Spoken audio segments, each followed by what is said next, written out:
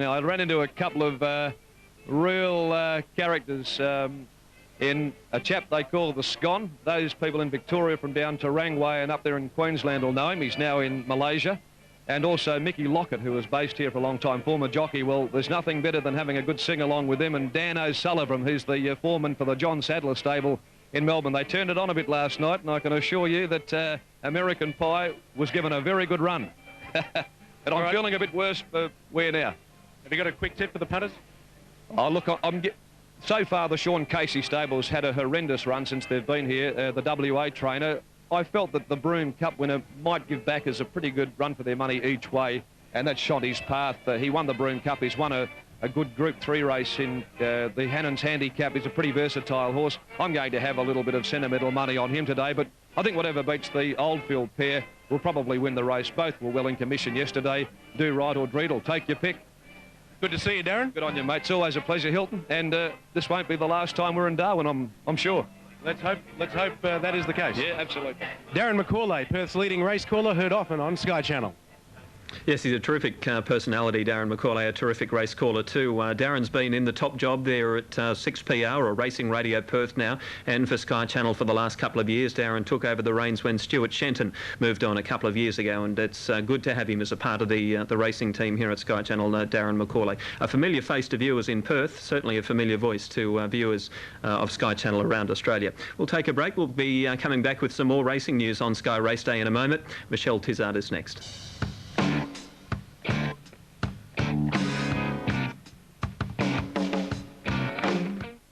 Down. It's been rectified now, that problem, and Hilton Donaldson is about to tell us more. Hilt. Thanks very much, Matthew. Yes, that is the case. The power is back on. It was only a short-term power loss. A couple of phases went out with the 20,000 people on the track here today. Very, very thirsty, very, very hungry. Plenty of strawberries and ice cream, etc. being consumed, and a little bit of a power overload there, but we're back in action. The races have been put back 15 minutes, as I mentioned, or as you mentioned, Matthew, and the last will go at 6:05 Eastern, that being, of course, the Cup. Well, Brent Thompson has joined us here, and he has ridden a winner today, race 5, number 5, at Ryan pretty well, and the horse looked fine going to the line, Brent.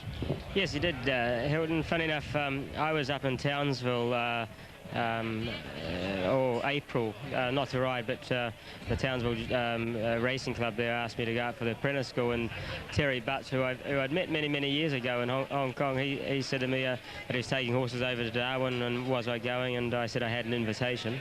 So he said, I've got a winner for you. So he was true to his word.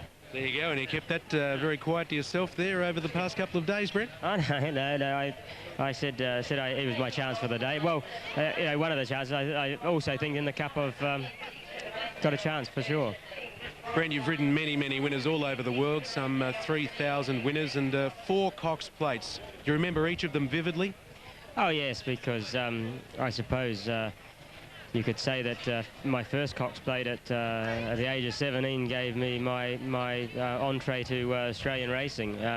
So that was very memorable, and one of the worst conditions that you could race in. And Family Man, well, he was a wonderful ride in the Cox plate for me, and then So Call came along. By this time I was living in Australia, and of course Dulcify.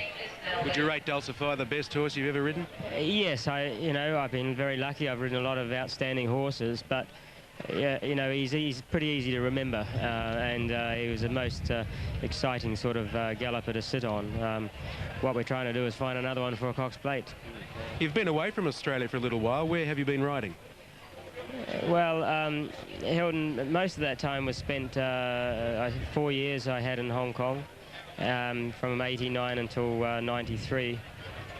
And then in between those, I was in England, and spent about 7 years all told in England. So I spent a large part of probably 10, 12 years outside of Australia. You've come to Darwin before, but you haven't been for a long time. How many times have you been here? Just the one. It was, I think, if my memory serves me correctly, it was 1981. Jeez, a long time between drinks there, Brent. A long time between drinks, and there was none of this. I think there was a hill for people to view the races on, but to the club's credit, they've built this up to be quite some occasion, and you know, a lot of people just making an annual journey. So it was great to come back here, and we've been well looked after, and to win a race is a bonus anyway. You've based yourself on the Gold Coast till now, but now you're going to move to Melbourne and ride freelance. What has prompted that move? The move was prompted by probably riding a treble in Melbourne when I rode a treble for the Hayes stable, my old stable, and on St George Day, and thereafter sort of discussions were made, and Mr Sangster, he was very keen that I ride his horses. So you know, it's Queensland was great to me, and I don't look at it as though I'm abandoning it, but it's pretty hard to knock back the opportunity to return to Melbourne and return to the Hayes stable.